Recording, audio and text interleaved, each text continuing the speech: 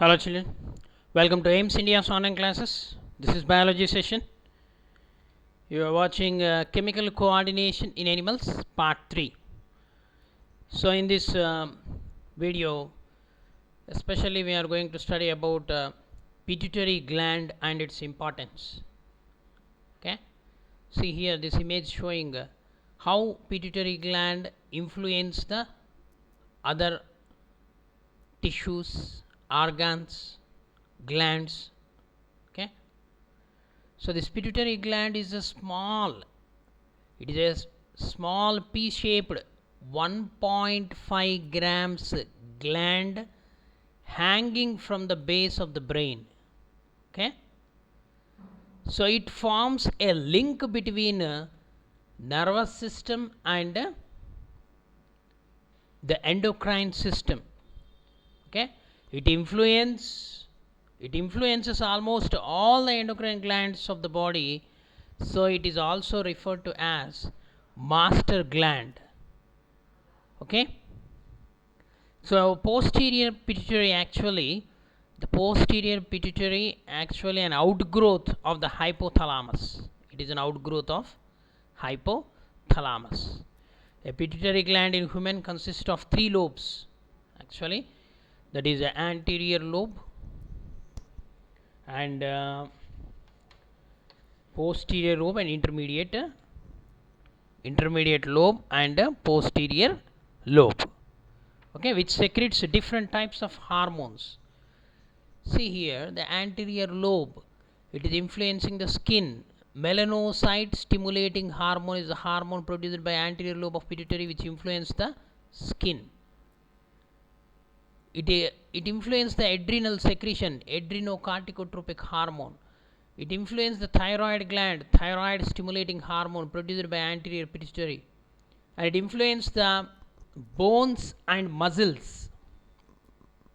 Okay, and it also influences the gonads, the follicle stimulating hormone, the gonadotropic hormones, that is LHS and SHH. Okay, LH means luteinizing hormone and FSH means follicle stimulating hormone. These two influence the testis and ovary. The posterior pituitary influencing the kidney, antidiuretic hormone vasopressin. Okay, and the posterior pituitary is oxytocin and prolactin influence the secretion of milk, lactation. Okay, so like that pituitary gland plays a very important role in the endocrine system. Okay, it has got the top place in the endocrine system. So let us study more about this endocrine gland, pituitary. Are you ready children? Let us proceed. The chemical coordination in animals about pituitary gland. The pituitary gland is located in a bony cavity called sella turcica and is attached to the hypothalamus by a stalk, pineal stalk that is called. Okay, it is anatomically divided into two parts, that is adenohypophysis and neurohypophysis. The adenohypophysis consists of two portions, pars distalis and pars intermedia. So you can see the diagram here. The adenohypophysis means anterior pituitary. It's consisting of two parts, that is pars distalis. It is also called anterior pituitary. Okay, pars distalis and pars intermedia. These two are the parts of adenohypophysis. The pars distalis region of pituitary, commonly called as anterior pituitary, it produces different hormones, that is growth hormone, prolactin, thyroid stimulating hormone, adrenocorticotropic hormone, and luteinizing hormone, and follicle stimulating hormone. Okay, so to remember, short form is given in the bracket: GH, prolactin, PRL, thyroid stimulating hormone, TSH, adrenocorticotropic hormone, ACTH, luteinizing hormone, LH, follicle stimulating hormone, FSH. Okay, this is the anterior part of the pituitary. So this pituitary gland, with the help of pituitary stalk, it attached to the hypothalamus beneath the brain. It is a pea head size. Okay, gland 1.5 grams its weight is. Okay, approximately. Now the anterior lobe of pituitary, 6 hormones are produced, that is somatotropic hormone or growth hormone, thyroid stimulating hormone, adrenocorticotropic hormone, and what are the other hormones? Follicle stimulating hormone and luteinizing hormone and prolactin. These are the 6 hormones produced by anterior pituitary. Next, come to the pars intermedia. The pars intermedia is it secretes only one hormone, that is melanocyte stimulating hormone. Melanocyte stimulating hormone, MSH. Okay, however, in human beings the pars intermedia is almost merged with pars distalis. Okay, especially in human beings it get merged with the pars intermedia, get mixed with the pars distalis.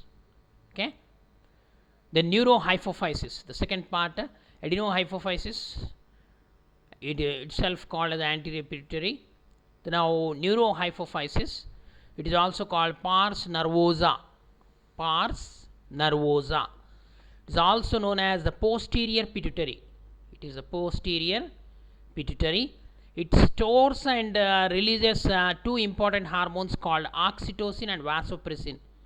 Okay, in the beginning itself we have seen the posterior pituitary influence the kidney and the lactation, the breast. Okay, so oxytocin and vasopressin are the two main hormones produced by, secreted by posterior pituitary. Okay, so which are actually synthesized by the hypothalamus. Okay, this is the hypothalamus. That's why what we have discussed, the posterior pituitary is a kind of extension of hypothalamus. Okay, so they are actually synthesized by the hypothalamus and are transported axonally to the neurohypophysis. So over secretion, and if you see the effects of these secretions of pituitary gland, the first the somatotropic hormone or growth hormone. This hormone stimulates the growth of the body and cell metabolism. Then this over secretion of growth hormone, if you see this growth hormone influence the growth. It stimulates over secretion of growth hormone stimulates abnormal growth of the body, leading to gigantism. Gigantism means overgrowth. And hyposecretion or low secretion of growth hormone results in the stunted growth, dwarfism it is called. Gigantism and dwarfism are the two abnormalities. If in the adolescence age, if the growth hormone is secreted more, then the people grow very tall, more than 6 feet. Okay, so that is the influence of growth hormone. The next prolactin. The prolactin it regulates the growth of mammary glands and the formation of milk in the, okay, after childbirth in the women. Next, thyroid stimulating hormone. thyroid stimulating hormone is secreted by the anterior pituitary. Okay, it stimulates the thyroid to produce thyroxine hormone. Its secretion is controlled by thyrotropin releasing factor. Okay, the secretion of thyroid hormones from the thyroid gland is under the influence of thyroid stimulating hormone produced by anterior pituitary. Okay, this hyposecretion of this TSH may causes thyroid atrophy. Okay, malfunctioning of thyroid gland. Next, ACTH, adrenocorticotropic hormone. TSH means thyroid stimulating hormone. ACTH, adrenocorticotropic hormone. It stimulates the synthesis and secretion of the steroid hormones called glucocorticoids and the glucocorticoids from the adrenal cortex. Okay, there are two types of corticoid steroid hormones, that is glucocorticoids and mineralocorticoids. Okay, especially the glucocorticoid hormones are under the influence of ACTH. So it stimulates the adrenal cortex to secrete glucocorticoid and mineralocorticoid hormones also. Okay, next, the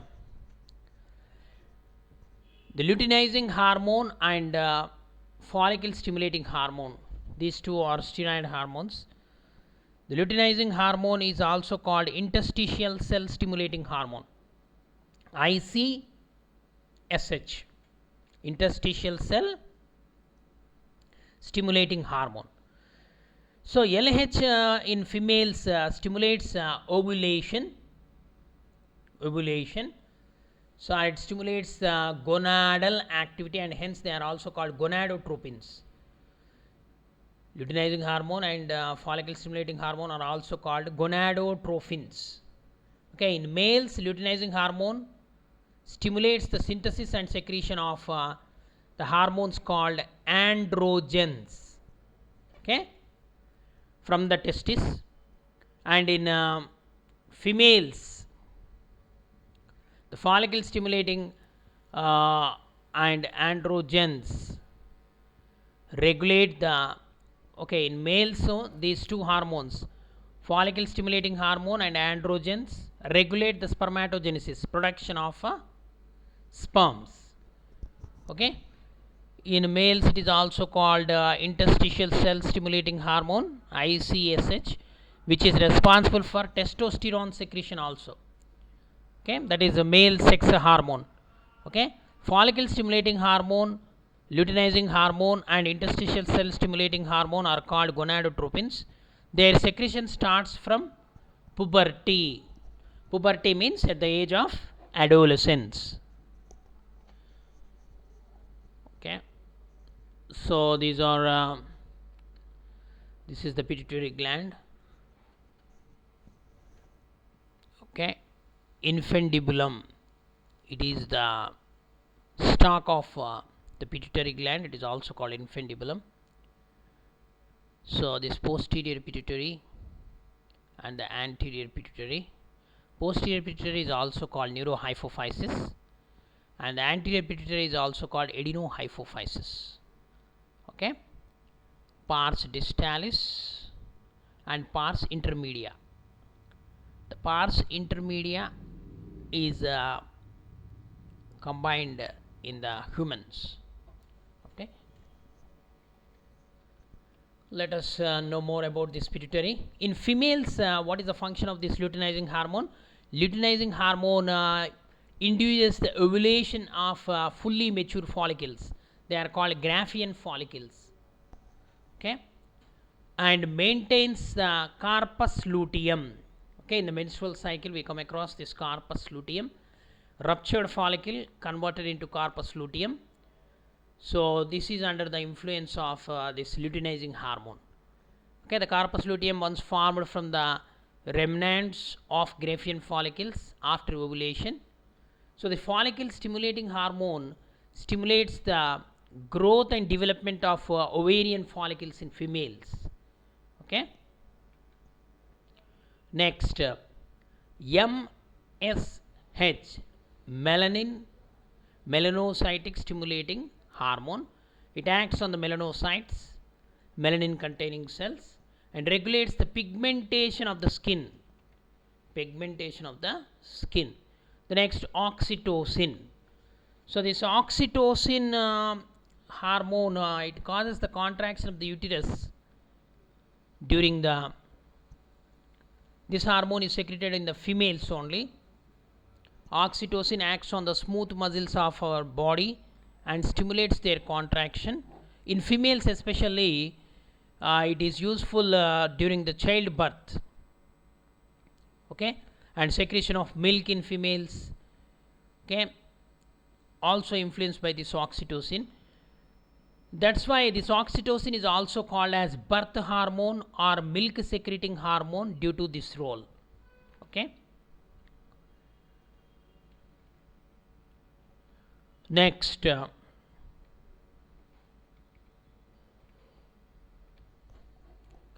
in females,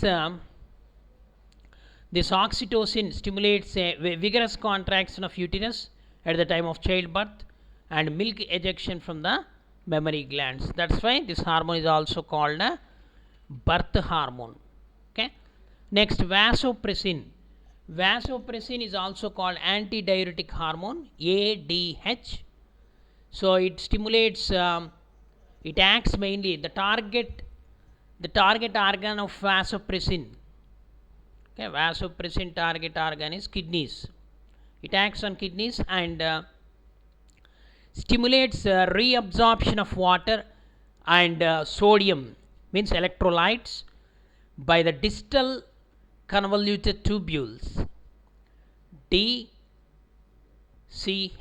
distal convoluted tubules, that is the part of nephron, and thereby reduces the loss of water from urine. Okay, that is called, that process is called diuresis. Hence, vasopressin is also called antidiuretic hormone, ADH, antidiuretic hormone. Okay, vasopressin. So the deficiency of this ADH may leads to frequent and copious urination, causing excessive thirst. It is called diabetes insipidus. No glucose is lost in the urine of the patient, but excess of urine is produced. Okay, if vasopressin is produced in large amounts, it produces less urine. If vasopressin is produced in less amount, this reabsorption mechanism is not proper, so that more urine is secreted. Okay, that is the feedback mechanism. So pars tuberalis, the part of pituitary, infundibular stalk or infundibulum, pituitary stalk. Pars nervosa, it is a posterior pituitary. Okay, pars distalis and pars intermediate is the anterior pituitary.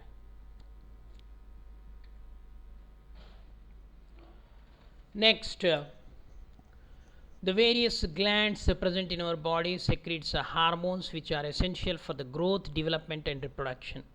So before going to this, the disorders of pituitary, once let us recall. The pituitary gland produces the thyroid stimulating hormone, which stimulates the thyroid gland to produce thyroxine.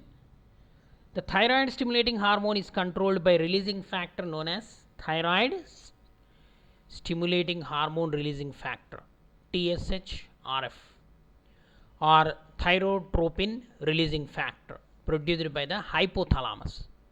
Okay, actually the pituitary gland is called the master gland. Why? Because as it controls a number of hormones which control other endocrine glands, but it itself is under the ultimate control of the hypothalamus, which on receiving the messages from the brain produces releasing factors or neurosecretions. But there are no clear evidences that the hypothalamus is the master gland. But pituitary gland, as it is influencing the other endocrine glands and other functions, so it is considered as master gland. So disorders in the pituitary activity, hyposecretion of pituitary gland causes dwarfism. Dwarfism means stunted growth. The hyposecretion of growth hormone in childhood leads to slower growth of bones and other body organs. The person remains short, stunted. So it is called dwarfism or pituitary nanism or Medgets. Okay. Diabetes insipidus is another disease due to hyposecretion of ADH or vasopressin. Adeno antidiuretic hormone or vasopressin leads to frequent and copious urination causing excess thirst. It is called diabetes insipidus. No glucose is lost in the urine of the such patients. They can't enjoy the journeys. Okay. Then hypersecretion means if the pituitary hormones are over secreted. Then two important disorders, that is gigantism. Gigantism is due to hypersecretion of growth hormone in childhood, leads to gigantism. These gigants have abnormal height and long bones. And in adults, acromegaly. Acromegaly means hypersecretion of growth hormone after adolescence causes acromegaly, which results in abnormal long bones of lower jaw and limbs, but the body does not attain a giant structure. Only the lower jaw will be protruded, just like gorilla like face. Okay. So this is the pituitary disorders. So various glands are present in our body which secretes hormones which are essential for growth, development and reproduction. So different hormones have different effects on the shape of the body, and the hormones help in body growth, development, metabolism, sexual function, that is reproduction. So what happens to the body when these hormones will release in more or less quantities? Okay, it will lead to several disorders, like the thyroid hormones of thyroid gland basically releases two hormones, that is triiodothyroxine and thyroxine, T4, T3 and T4, which helps in controlling the metabolism of our body. And further, these hormones regulates weight, determines energy levels, internal body temperature, skin, hair, etc. Okay. So that is called the feedback mechanism. Let us briefly discuss this feedback mechanism. What is feedback mechanism? So increase in the blood, for example, increase in the blood glucose levels on eating a carbohydrate rich meal. It stimulates the pancreas to secrete insulin. Okay. What happens? The latter stimulates the target cells to take up the glucose, the liver cells, okay, which is utilized in the cell respiration or is stored as glycogen. Okay, the glucose, excess glucose may be utilized in the cell respiration or it is converted to glycogen in the presence of insulin. So this lowers the blood glucose level to normal. So with the fall in blood glucose level, insulin secretion decreases. So this is called feedback. So this checks the further fall of blood glucose level. In this manner, the insulin maintains the blood glucose. Okay. So what do you call feedback control of hormones helps in homeostasis. Homeostasis means balance, equilibrium. Okay. The feedback control is mostly negative and rarely positive. In a negative feedback control, the synthesis of hormone slows or halts when its level in the blood rises above normal. Whereas in a positive feedback control, an accumulating hormone increases its own production, means the regulation of the secretion of thyroxine is the best example. Okay, the feedback mechanism. So carbohydrate rich materials, when we eat, glucose level rises in the blood, then the pancreas beta cells secrete the insulin, and insulin stimulates the cells to take off glucose. Then the glucose level falls in the blood. Whereas when the glucose level is very low in the blood, then what happens? The alpha cells of the pancreas secretes glucagon hormone, which converts the glycogen into glucose and increase the blood sugar level. So like that, it is the negative feedback control and the positive feedback control. Positive feedback control means which one? Secretion of glucagon. Okay. So not only in the animals, children, in insects also there are some hormones are produced. These hormones play very important role. They are called pheromones. Pheromones are the chemical substances secreted by organisms. These act as chemical signals and are secreted by exocrine glands and released in the external environment. The pheromones are used as signals by the members of some species. For example, under stress, many types of ants, okay, release alarming pheromones. This alarms the fellow ants, remaining ants. Similarly, honeybees secrete the pheromones that attract other bees to the location of food. Okay, so we may get it out how these honeybees communicate each other with the help of these special secretions, pheromones. So another example is the worker bees who lick the pheromone produced by the mandibular glands of the queen bee, so which she spreads over her body. The worker bees transfer the chemical among themselves, so it prevents the maturation of their ovaries, maintaining their sterility, and thus control the size of the colony. So social behavior is there in the insects due to these pheromones. Okay, the control and regulation. What is the main function of these hormones means? Finally, let us conclude by these few words. The functions of the hormones: they control and regulate the metabolic activities. They maintain homeostasis. The control and regulation of the morphogenetic activities means growth, development, and differentiation. And the regulation of mental activities, these hormones. And the control of growth, maturation, and regeneration. And the production of secondary sexual characters and regulation of reproductive activities under the influence of the hormones.